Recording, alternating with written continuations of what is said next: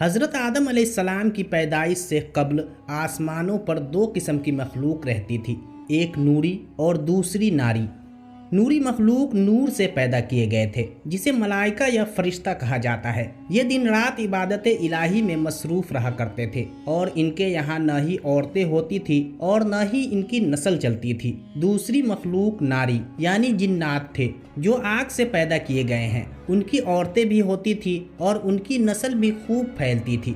خدا نے انہیں اپنے حمد و ثنا کے لیے بنایا تھا۔ یہ سب اللہ تعالیٰ کے آسمانی لشکر تھے۔ وہ اس مقصد کے لیے بنائے گئے تاکہ اپنے خالق و مالک کو جانے، ہمیشہ اس کی خدمت اور عبادت کرے۔ ایک مسلمان کے ایمان بالغیب کا تقاضا ہے کہ وہ ان تمام مخلوقات کے بارے میں جو کچھ قرآن و حدیث سے ثابت ہے، اس پر بلا کسی کمی و بیشی، بغیر کسی شک کے ایمان لائے۔ انہی مخلوق میں ایک معزز ہستی عزازیل تھا۔ عزازیل کا مطلب ہے خدا کا عزیز۔ اسے اللہ نے دہکتے ہوئے آگ کے شعلوں سے پیدا کیا تھا۔ حضرت آدم علیہ السلام کی پیدائش سے 144,000 سال پہلے سموم جنات کی پیدائش ہوئی۔ یہ جنات کا بابا آدم تھا۔ سموم جن کو زمین پر بھیج دیا گیا، جہاں 300 سال گزرنے کے بعد زمین پر اسے اپنی نسل کی جن مخالف ملی، جس سے اس نے شادی کر لی، اور وقت گزرنے کے ساتھ کثیر تعداد میں اس کی اولادیں ہوئیں۔ ابتدا میں تو یہ قوم اللہ تعالیٰ کے فرما بردار اور اطاعت گزار تھے،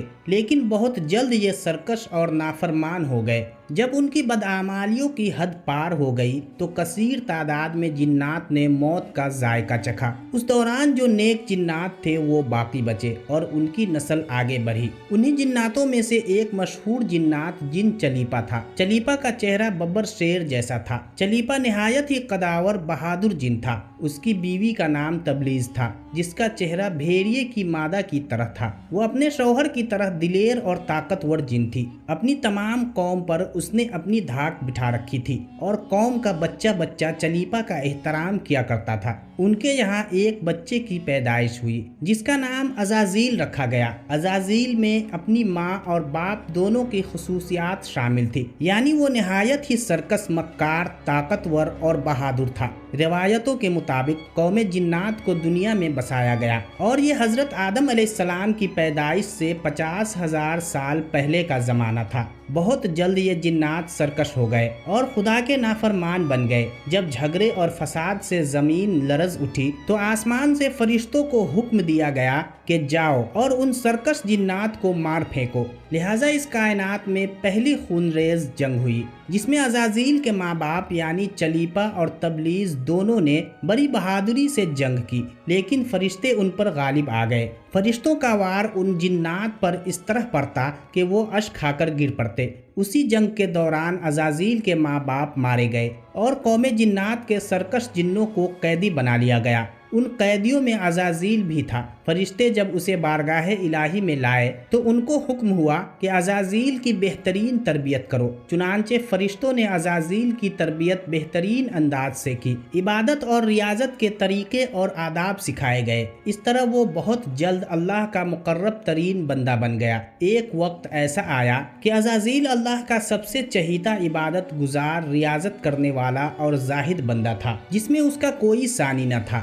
حکمت اور دانشوری میں بھی اسے کمال حاصل تھا۔ عزازیل اپنی عبادت و ریاضت کی وجہ سے اس درجے پر پہنچ چکا تھا کہ اسے فرشتوں کا معلم مقرر کر دیا گیا، اور آسمان والے اسے عابد کہہ کر پکارنے لگے۔ حضرت کعب احبار رضی اللہ تعالی عنہ کا بیان ہے کہ عزازیل 40,000 سال تک جنت کا خزانچی تھا، 80,000 برس تک فرشتوں کا ساتھی رہا، 20,000 سال تک فرشتوں کو واعظ سناتا رہا، جس میں ممبر پر بیٹھ کر عزازیل فرشتوں کو درس دیا کرتا تھا۔ اسی ممبر کے نیچے حضرت جبرائیل، میکائیل، اسرافیل اور حضرت اسرائیل علیہ السلام بیٹھ کر اس کی درس و تدریس سنا کرتے تھے، لیکن اللہ تعالیٰ کو بخوبی معلوم تھا کہ یہ اصل میں لعین ہے اور ایک معین مدت کے بعد ذلیل ہوگا، اور اپنے انجام سے غافل اس عزازیل کا خاتمہ کفر کی حالت میں ہوگا۔ لہٰذا ایک روز عزازیل نے لوح محفوظ کو دیکھا کہ اس میں ایک عبارت تحریر کی گئی ہے کہ میں اللہ کی پناہ مانگتا ہوں شیطان مردود سے۔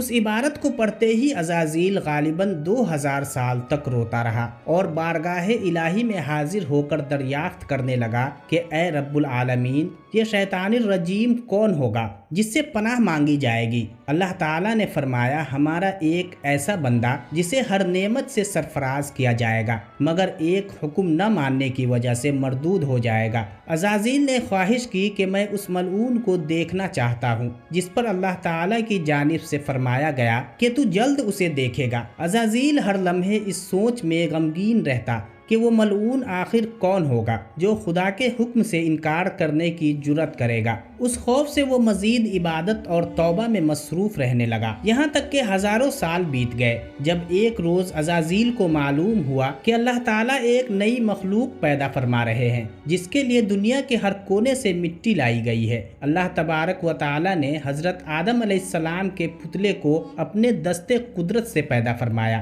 اور یہ بغیر روح کے 40 سال تک اسی حالت میں پڑے رہے۔ فرشتے جب اس کے پاس سے گزرتے تو گھبرا جاتے، ان میں سب سے زیادہ گھبرانے والا ابلیس تھا۔ وہ اس کے پاس سے گزرتا تو اسے مارتا، جس کی وجہ سے اس جسم سے ایسی آواز نکلتی جیسے کھنکھناتی مٹی کے ٹھیکرے سے نکلتی ہے۔ اور پھر وہ دن بھی آ گیا جب اللہ تبارک و تعالیٰ نے فرشتوں سے فرمایا کہ میں زمین پر اپنا ایک نائب بنانے لگا ہوں، وہ زمین پر میرے احکام کو نافذ کروائے گا۔